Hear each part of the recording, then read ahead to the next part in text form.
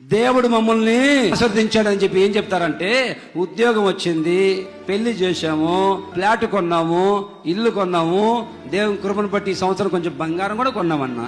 ఆశీర్వాదం అంటే పెళ్లి, ఇల్లు, అప్పులు తీరిపోయాయి, బ్యాంకులో కొంచెం డబ్బులు దాచుకున్నాము, ఇది ఆశీర్వాదం కాదు. సరే, ఈ ప్రకారం గనక మీరు చెప్పింది రైట్ అయితే మరి యాకోబు చూడండి, ఆ యబ్బోకు రేవు దగ్గర యాకోబు పోరాడుతున్నాడు దేవునితో. తెల్లారుతుంది, నన్ను వదిలిపెట్టరా వెళ్తానంటే, నన్ను ఆశీర్వదిస్తేనే గాని పోనివ్వను అన్నాడు. ఏం యాకోబు తక్కువగా ఉందా?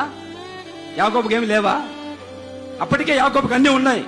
గొర్రెల మందలు ఉన్నాయి, గాడిదలు ఉన్నాయి, ఒంటెలు ఉన్నాయి, పిల్లలు ఉన్నారు, భార్యలు ఉన్నారు, అన్నీ సమృద్ధిగా ఉంటే ఇప్పుడు మళ్ళీ అడుగుతున్నాడు, నన్ను ఆశీర్వదిస్తేనే నేను వదిలిపెడతాను, వదిలిపెట్టండి. ఇంకేం ఆశీర్వాదం రా బాబు, సమృద్ధిగా ఉన్నాయి కదా. చూడండి, బాగా ఆలోచించండి.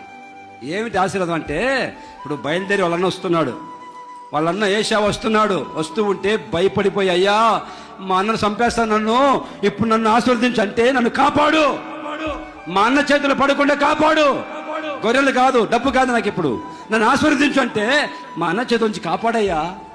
అది ఆశీర్వాదంలో ఉన్న అర్థం. దానియేలు సింహాల బొండలో పడకుండా కాపాడాడు, అది ఆశీర్వాదం. శద్రకు మెషకు అభిజ్ఞావాలని అగ్నిగుణంలోకి వెళ్ళినా క్షేమంగా తీసుకొచ్చాడు, అది ఆశీర్వాదం. మొర్దెకైని హామాను చేతులు పడకుండా కాపాడాడు, అది ఆశీర్వాదం. యోసేపుని పాపంలో పడకుండా కాపాడాడు, అది ఆశీర్వాదం. ఈరోజు నిన్ను, నీ పిల్లల్ని, నీ భార్య భర్తల్ని, కుటుంబాన్ని, ఆస్తిని అంత క్షేమంగా ఉంచాడంటే అదే దేవుని యొక్క ఆశీర్వాదం.